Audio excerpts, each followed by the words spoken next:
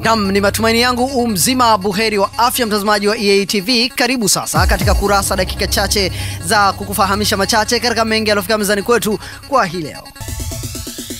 Wanafunzi 411,127 kati ya wanafunzi 427,609 waliofaulu mwaka huu mtihani wa taifa wa kumaliza elimu ya msingi wamechaguliwa kujiunga kidato cha kwanza katika shule za sekondari za serikali nchini Tanzania. Akitangaza kuchaguliwa kwa wanafunzi hao, katibu mkuu katika ofisi ya waziri mkuu tawala za mikoa na serikali za mitaa TAMISEMI Bwana Jumanne Sagini amesema idadi hiyo ni sawa na 96.15% ya wanafunzi waliofanya mtihani, ambapo wasichana ni 200,121 na wavulana ni 210,106.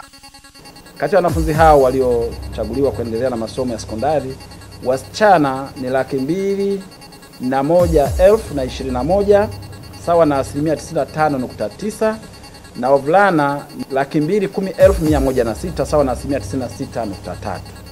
Takwimu zinaonyesha pia kwamba idadi ya wanafunzi waliochagua kujiunga kidato cha kwanza imeongezeka kwa 31.37 ikilinganishwa na 64.78 ya wanafunzi waliochaguliwa awamu ya kwanza kwa mwaka 2013.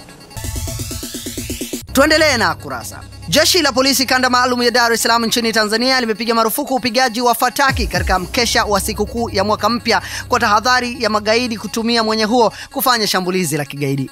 Kamanda wa polisi kanda maalum ya Dar es Salaam Kamishna Suleiman Kova amesema hayo leo wakati alipokuwa akitoa taarifa ya hali ya matukio ya uhalifu yaliyojitokeza jijini Dar es Salaam katika sikukuu ya Krismasi, huku akiwataka wananchi kuwa watulivu katika msimu huu wa sikukuu. Tutaendelea kuimarisha usalama mpaka tuhakikisha kwamba sherehe za mwaka mpya nazo pia zinakwisha salama.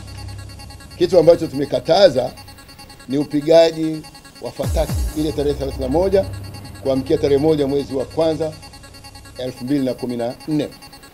Hiyo ni kwa sababu za kiusalama, kwa sababu hizi fataki au fashifashi sasa hivi ni vitu ambavyo vinaweza vikatumika kama mwanya kwa wahalifu wakati wanataka kufanya uhalifu.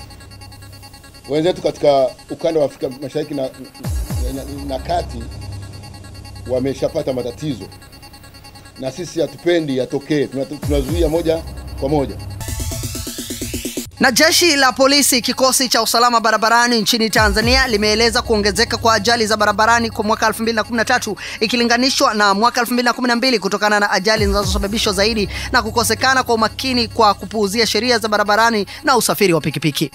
Akiongea leo jijini Dar es Salaam, mkuu wa kikosi cha usalama barabarani kamishna msaidizi wa polisi ACP Mohamed Mpinga amesema kuongezeka kwa usafiri wa pikipiki kumechangia ongezeko la ajali katika kipindi cha Januari hadi Novemba mwaka huu. Tukiangalia kwa kipindi cha miezi 11 zimetokea ajali, jumla ajali zote zimetokea 21,791 ambapo limesababisha vifo vya watu 3,642 na kujeruhi watu 18,813. Kwa upande wa pikipiki kwa mwaka huu 2013 miezi 11 kumetokea ajali 6,268 ambapo zimesababisha vifo vya watu 1,000 na kujeruhi watu 6,048.